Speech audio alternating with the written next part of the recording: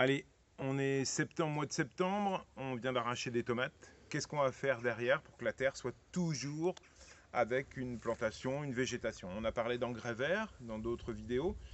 Eh bien, après tomates, on est bien d'accord, on peut semer des épinards. C'est le plein moment, on profite de fin août, début septembre, voire septembre, que la terre est encore chaude pour que ça germe.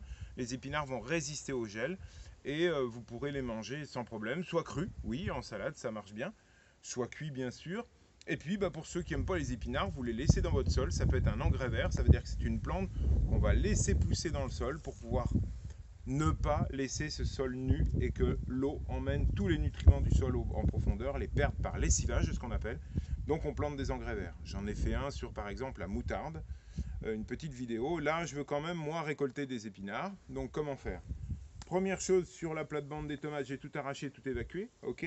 Un petit passage de grelinette. Vous regardez dans mes vidéos et vous verrez comment je l'utilise. C'est très simple.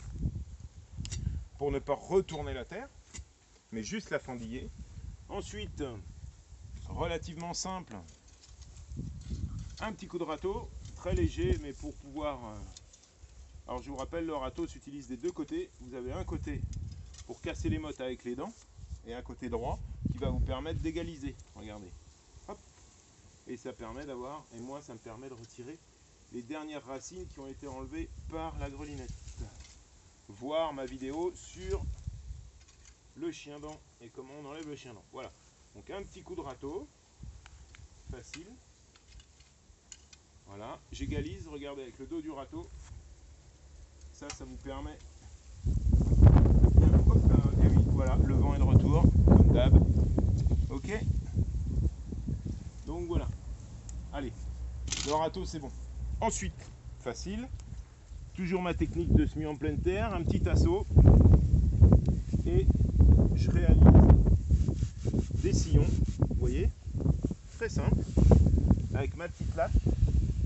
Hop. Alors je reconnais, hein, ma terre est souple, hein. Mais ça c'est lié au travail du sol. Voilà, je fais des petits sillons dans lesquels je vais mettre mes graines. Alors moi ma technique c'est que je vais faire ici deux rangs, je vais en faire un troisième plus loin. J'espace pratiquement de 40 cm. Pourquoi? Parce qu'entre je vais planter de la salade.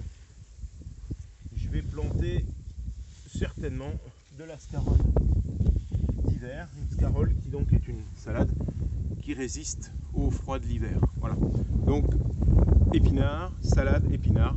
Le but c'est de mélanger les cultures. Je répète, dans tous ces types de jardins, ne faites pas une planche entière de salade. Mélangez les cultures, comme ça les ravageurs seront perturbés, n'auront pas toujours la même nourriture. Donc j'ai fait mes petites traces là, vous voyez, avec mon petit, ma petite latte de bois. Bien sûr, il me faut des graines. Donc, oui, je fais pas de pub, mais voilà, différentes graines. Celle-là, j'étais un peu à court de graines de mes fournisseurs habituels, donc je suis allé en jardinerie. Voilà, et puis vous allez doucement sur...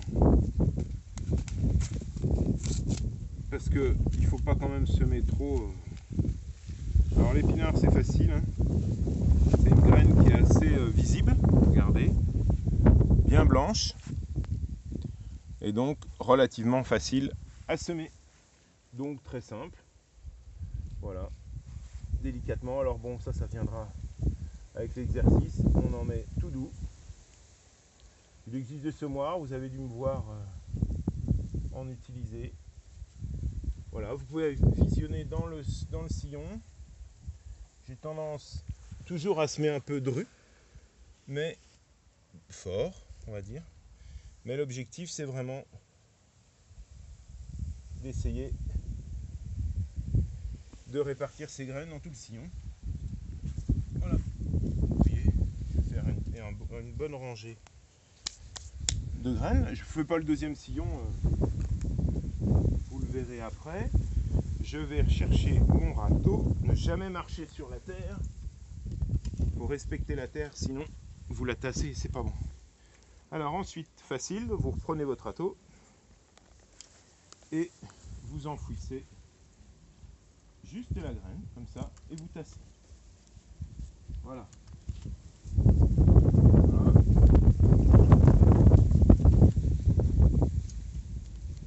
Voilà.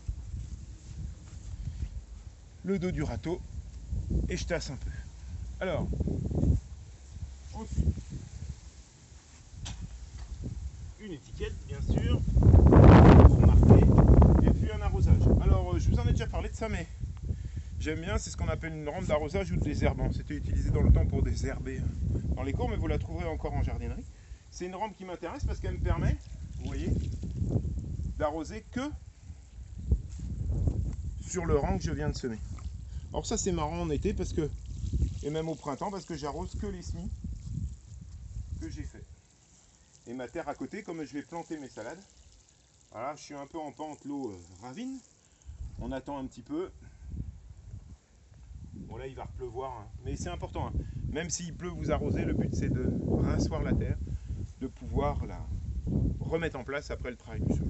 Et puis, toujours, mais moi ça c'est important pour moi, je signale mon rang de semis par un peu de sable. Alors déjà, si ça germe, mes petites limaces vont être un peu gênées. Et puis moi je vais voir où j'ai semé, parce que c'est possible, si vous voulez, que mon rang d'épinards mette du temps à germer. Et je saurai où sont mes graines.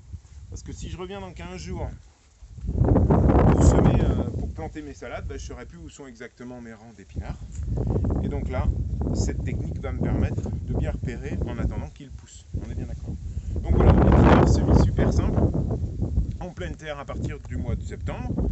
On pourra en faire au printemps, mais là c'est plutôt pour l'hiver, des variétés résistantes. Donc là, la variété, c'est relativement facile. On l'appelle géant d'hiver, parce que justement, l'objectif, c'est qu'il résiste au froid. Et puis, en complément de salade, quand il n'y a pas trop de salade, on met une ou deux feuilles dedans, ça rajoute un croquant. Et bien sûr, les épinards à la crème. Voilà, j'espère vous avoir donné envie de semer en ce moment sur vos terres. Là, c'est bon, les tomates commencent à fatiguer. Vous avez des planches de libre, semez de l'épinard, c'est très simple et ça va relativement bien. Voilà, à bientôt!